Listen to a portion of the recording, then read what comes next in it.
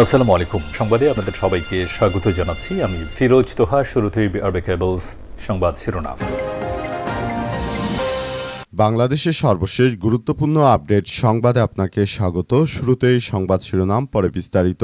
প্রথমেই জানাবো 10 বোর্ডের পরীক্ষা দুপুরে রাজধানীতে লং মার্চ। টানা আন্দোলন এবং পরীক্ষা স্থগিতের দাবির মধ্যে আজ দেশের 10টি শিক্ষা বোর্ডে এইচএসসি ও সমমনা 5 বিষয় পরীক্ষা অনুষ্ঠিত হচ্ছে। একই দিন আজ পরীক্ষা পরই রাজধানীতে লং মার্চের ডাক দিয়েছে শিক্ষার্থীরা। সেখানে তারা শিক্ষা ভবন ঘেরাও করার নির্দেশ দিয়েছে। এরপর জানাবো 4 জন মন্ত্রীর পদত্যাগ চাইলেন নাসির উদ্দিন পাটোয়ারি। 4 জন মন্ত্রীর পরিবর্তন বা পদত্যাগের দাবি করেছেন জাতীয় নাগরিক পার্টি এনসিপির মুখ্য সমন্বয়ক নাসির উদ্দিন পাটোয়ারি। আজ নিজের ভেরিফাইড অ্যাকাউন্টে এক পোস্টে তিনি এমন দাবি জানান। পোস্টে নাসির উদ্দিন লিখেছেন যে দেশের অর্থনীতি, স্বাস্থ্য, শিক্ষা ও অভ্যন্তরীণ নিরাপত্তা খাতকে গতিশীল করতে অর্থমন্ত্রী, স্বাস্থ্যমন্ত্রী, শিক্ষামন্ত্রী ও স্বরাষ্ট্রমন্ত্রী এই 4 ব্যক্তিকে অবশ্যই পরিবর্তন করতে হবে। এদিকে আইনের শাসন প্রতিষ্ঠা করতে না পারলে জনগণ আবারও রাজপথে নেমে আসবে বললেন হাসনাত আব্দুল্লাহ। জাতীয় নাগরিক পার্টি এনসিপির দক্ষিণাঞ্চলের মুখ্য সংগঠক ও কুমিল্লা 4 আসনের সংসদ সদস্য হাসনাত আব্দুল্লাহ বলেছেন যে যখন দেশ আবার ফ্যাসিবাদের থাপায় পড়বে তখন বাংলাদেশপন্থীরা আবারও রাজপথে নেমে আসবে। দেশে আজ ভয়ের সংস্কৃতি চালু করতে চাইছে বিএনপি। আইনের শাসন প্রতিষ্ঠা করতে না পারলে জনগণ আবারও রাজপথে নামতে বাধ্য হবে। এবারে জানাবো আওয়ামী লীগের বিচার এবং হাসিনাকে দেশে ফিরিয়ে এনে ফাঁসি কার্যকরের দাবি জাতীয় সংসদে।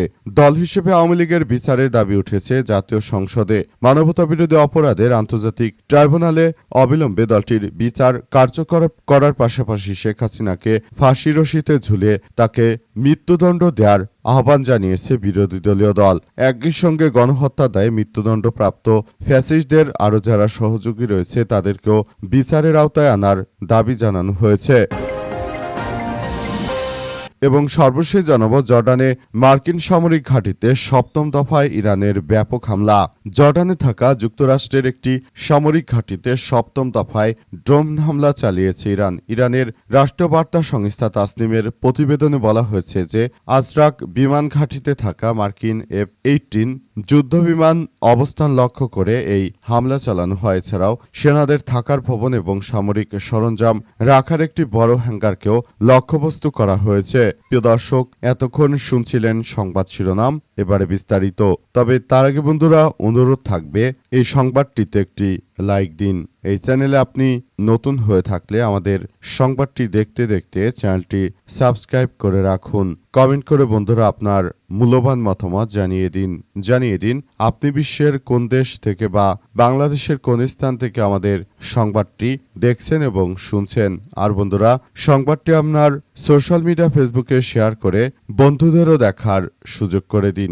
গাজা যুদ্ধে আপনি যদি নিরীহ ফিলিস্তিনিদের ভালোবেসে থাকেন বন্ধুরা কমেন্টে ইয়েস লিখে পুরো বিশ্ববাসীকে আমাদের এই তাজা আপডেটটি দেখার সুযোগ করে দিন। এবারে বিস্তারিত। 10 বোর্ডে পরীক্ষা দুপুরে রাজধানীতে লং মার্চ। টানা আন্দোলন এবং পরীক্ষা স্থগিতের দাবির মধ্যে আজ দেশে 10টি শিক্ষা বোর্ডে এইচএসসি ও সমমনা 5 বিষয় পরীক্ষা অনুষ্ঠিত হচ্ছে। একই দিনে পরীক্ষা শেষে রাজধানীর উত্তরা থেকে শিক্ষা মন্ত্রণালয় অভিমুখে লং মার্চ কর্মসূচি পালনের ঘোষণা দিয়েছে আন্দোলনরত শিক্ষার্থীরা। আন্তঃশিক্ষা বোর্ডের নির্ধারিত সূচি অনুযায়ী সকাল 10টা থেকে 8টি সাধারণ শিক্ষা বোর্ডে পদার্থবিজ্ঞান তৃতীয় দ্বিতীয় পত্র, হিসাব বিজ্ঞান দ্বিতীয় পত্র এবং প্রযুক্তিবিদ্যা দ্বিতীয় পত্রের পরীক্ষা শুরু হয়েছে। একই সময় বাংলাদেশ মাদ্রাসা শিক্ষা বোর্ডে আরবি দ্বিতীয় পত্র এবং বাংলাদেশ কারিগরি শিক্ষা বোর্ডে ব্যবসা সংগঠন ব্যবস্থাপনা 2 বিষয়ে পরীক্ষাও অনুষ্ঠিত হচ্ছে। তবে জলবদ্ধতার কারণে চট্টগ্রাম শিক্ষা বোর্ডে পরীক্ষা স্থগিত রয়েছে। পরীক্ষা স্থগিতের দাবিতে মঙ্গলবার রাজধানী সহ দেশের বিভিন্ন এলাকায় বিক্ষোভ সড়ক অবরোধ কর্মসূচি পালন করেছে একদল শিক্ষার্থীরা। তাদের দাবির মধ্যে রয়েছে বন্যা জলবদ্ধতার প্রভাব পুরোপুরি কেটে না যাওয়া পর্যন্ত এইচএসসি বা সমমানের পরীক্ষা স্থগিত রাখা। 13 জুলাই বৈরী আবহাওয়ার কারণে পরীক্ষায় অংশ নিতে না পারা শিক্ষার্থীদের জন্য পুনঃ পরীক্ষা ব্যবস্থা করা এবং শিক্ষা ও প্রাথমিক গণশিক্ষা মন্ত্রীর পদত্যাগ। তবে আন্তঃশিক্ষা বোর্ডের পরীক্ষা নিয়ন্ত্রক কমিটি জানিয়েছে যে চট্টগ্রাম শিক্ষা বোর্ড ছাড়া অন্য সব শিক্ষা বোর্ডে পরীক্ষা গ্রহণের অনুকূল পরিবেশ রয়েছে। এই কারণে পূর্বঘোষিত সময়সূচি অনুযায়ী শিক্ষা গ্রহণ অব্যাহত রাখার সিদ্ধান্ত বহাল রাখা হয়েছে বলে তারা নিশ্চিত করেছে। চার মন্ত্রীর পরিবর্তন চাইলেন নাসির উদ্দিন পাটোয়ারি। চার মন্ত্রীর পদত্যাগের দাবি করেছেন জাতীয় নাগরিক পার্টি এনসিপির মুখ্য সমন্বয়ক নাসির উদ্দিন পাটোয়ারি। আজ ফেসবুকে নিজের ভেরিফাইড অ্যাকাউন্টে তিনি এই পোস্ট করেছেন। পোস্টে নাসির উদ্দিন পাটোয়ারি লিখেছেন যে দেশের অর্থনীতি, স্বাস্থ্য, শিক্ষা ও অভ্যন্তরীণ নিরাপত্তা খাতকে গতিশীল করতে অর্থমন্ত্রী, স্বাস্থ্যমন্ত্রী, শিক্ষামন্ত্রী ও স্বরাষ্ট্রমন্ত্রী এই চারজনের পরিবর্তন জরুরি। আজ দুপুর 1:15 পর্যন্ত তার এই পোস্টে প্রায় 30,000 রিয়াকশন পড়েছে। 17 জন কমেন্ট করেছেন। এর আগে সোমবার ফেসবুকে আরেকটি পোস্ট দেন পাটোয়ারি। ওই পোস্টে তিনি বন্যার পানি এইচএসসি পরীক্ষা নেওয়ার জন্য সমালোচনা করেছেন। পোস্টে লিখেছেন যে শিক্ষার্থীদের জীবন ও নিরাপত্তা আগে, পরীক্ষা পরে। বন্যা পরিস্থিতি বিবেচনায় এইচএসসি ও আলিম নিয়ে দ্রুত এবং মানবিক সিদ্ধান্ত নেয়ার এখনই সময়, এখনই পরীক্ষা নিতে হবে। তবে এসব বিষয় নিয়ে তিনি খুব গুরুত্ব সহকারে কার্যক্রম চালিয়ে যাওয়ার জন্য জানিয়েছেন।